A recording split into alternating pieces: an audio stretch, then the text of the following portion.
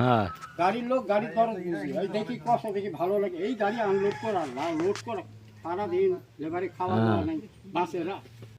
লোকটার কথা শুনে মনে হলো লোকটা কতই না পরোপকারী। তা আসলে বিপদে না পড়লে মানুষকে কখনো চেনা যায় না। একবার বিপদে পড়ে দেখুন, তাহলে বাস্তবে মানুষকে চিনতে পারবেন।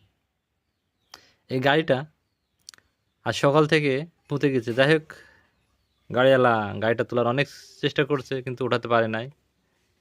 যাই হোক, পাশের 1 কিলো দূর থেকে এই নীল কালারের মাহেন্দ্রা গাড়িটা আসছে উঠায় দেওয়ার জন্য। তো এই গাড়িটা উঠাই দিয়ে 1,000 টাকা নগদ নিল, আবার বকশিস চাচ্ছে 50 টাকা। আসলে চিন্তা করেন, আমাদের মানবতাবোধ কোথায় গিয়ে ঠেকেছে? আমরা কি মানুষ? আসলে নিজেকে প্রশ্ন করলে মাঝে মাঝে পায় না।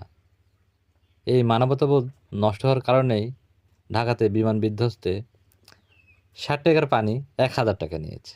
আবার যেখানে 20 টাকার ভাড়া রিক্সা, সেখানে দিয়েছে 1200 টাকা।